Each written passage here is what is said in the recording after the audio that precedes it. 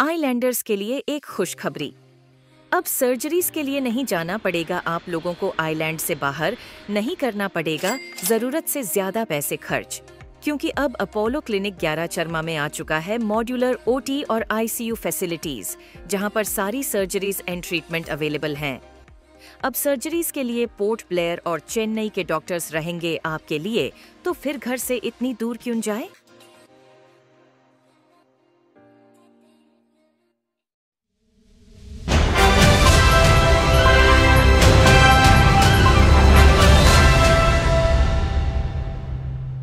नमस्कार दोस्तों, इस वक्त में मैं खड़ा हूँ, ये बीजेपी भवन है, पोर्ट ब्लेयर मिडिल पॉइंट का ये क्षेत्र है बीजेपी भवन।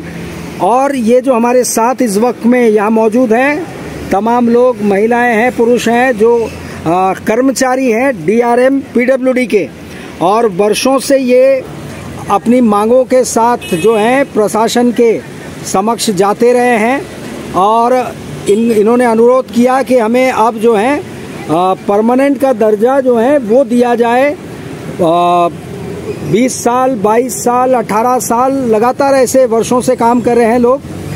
अब आखिरकार वो अब नवनिर्वाचित जो हमारे अंडमान निकोबार द्वीप समूह के प्रदेश के एमपी हैं माननीय विष्णुपद राय जी से मिलने के लिए अभी थोड़ी देर पहले यहाँ पे उनसे मुलाकात की, और वहाँ उनसे बातचीत हुई, तफ्तीश से बात की, और एमपी महोदय ने क्या आश्वासन दिया, उनकी बातों को सुना गया, और क्या कहा उन्होंने कि इसका हल वो कैसे निकालेंगे, किस तरीके से होगा। चलिए हम बात करते हैं उनके प्रतिनिधि मंडल जो आए हैं यहाँ, उनसे जानेंगे कि बातचीत क्या हुई। आप ज़रा बताइए कि इस वक्त में बातचीत क्या हुई और एमपी साहब ने क्या कहा। सर, सभी को हार्दिक नमस्कार।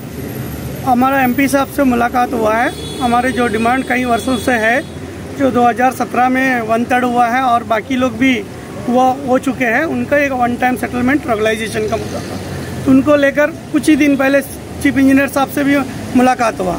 तो चीफ इंजीनियर साहब ने एडवाइस भी दिया और बोले आज का जो एमपी साहब है हमारे हाथ में तो नहीं है, ऊपर लेवल का है, अभी एमपी साहब का द्वारा ही हो सकता है, आप एमपी साहब से मिलिए। तो आज हमने अपॉइंटमेंट लिया, शाम का 4 बजे का समय मिला। तो अपॉइंटमेंट वाला आधा 1 घंटा चर्चा हुआ, कई सारा विषय उन्होंने भी बताया। जो लास्ट पार्लियामेंट का member of parliament Kuldeep Rai जीता है, तो कई सारा फंड कट आउट हो चुका है, तो वो फंड का लेके चलते हुए अंडमान को डेवलपमेंट ना होगा, ना ही मजदूर का डेवलपमेंट होगा। इस वजह से आपको जो भी फंड जो रिक्वायरमेंट है रेगुलाइजेशन करने का, कितना स्ट्रेंथ है, कितना फंड का आवश्यकता है, हमारा चीफ इंजीनियर साहब से भी हमारे मौजूदगी में बात करें, तो उन्होंने भी आश्वासन दिए कि आप हमारा नाम लेकर बोले कि हमारा बंदा आएगा, आपको उनको डिटेल्स दे दीजिए, फिर मैं आगे का कार्रवाई करूंगा करके एमपी साहब आश्वासन दिया। प्रशासन से भी बोला है जितना हो सकता है, हमारा साथ में और भी मेडिकल डिपार्टमेंट भी था, उनको भी वही सजेस्ट किया है। तभी हम लोग चीफ इंजीनियर साहब से सोमवार को जाएंगे, तो कितना पोस्ट है, कितना है, लिखित के रूप में देंगे, तो हम अपना एमपी साहब को दे देंगे। तो एमपी साहब जितना जल्दी होगा उतना जल्दी पॉसिबल करके हम लोग को रेगुलाइजेशन करेंगे करके आश्वासन दिए। तो इससे हम जानेंगे, यहाँ पे महिलाएं भी हैं, आप लोगों को इस पूरे मीटिंग से संतुष्टि हुई जो आश्वासन माननीय एमपी जी ने दिया है। जी सर, नमस्कार। जो एमपी साहब से अभी हमारे प्रेसिडेंट लक्ष्मण जी, सेक्रेटरी राजेश जी बात किए हैं, और बात करने के बाद हम उन्होंने जो आश्वासन दिया है तो सभी खुश है उससे।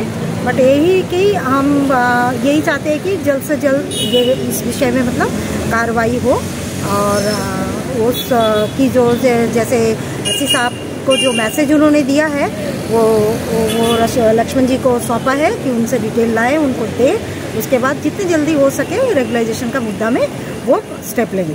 Thank you. और आप बताइए कि पहले नाम बताइए। मेरा नाम बीजी है, हम हेल्थ डिपार्टमेंट से हैं जी। एमपी सर से मिले हैं तो उन्होंने आश्वासन दिया है कि इसमें काम करेंगे करके, जितना जल्दी हो सके इस मुद्दे को आगे ले जाएंगे। जितना जल्दी हो सके इस मुद्दे को वो आगे ले जाएंगे एमपी साहब। आप लोग पूरी बातचीत से संतुष्ट हैं?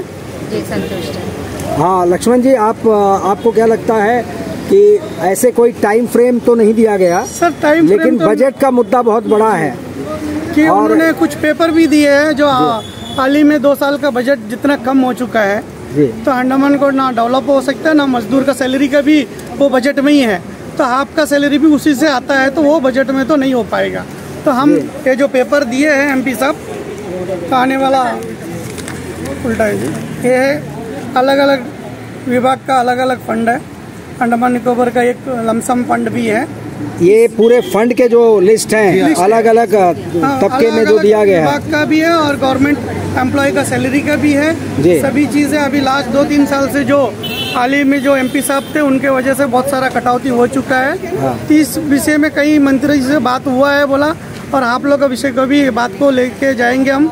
हाल ही में अभी फिर से पार्लियामेंट बैठेगा, बजट सेक्शन चलेगा, उसमें ये मुद्दा उठाएंगे बोला। जल्द से जल्दी आपका डिपार्टमेंट से स्टेटमेंट जो भी रिक्वायरमेंट आपका वो लिखित के रूप में लेके हमको दीजिए बोले।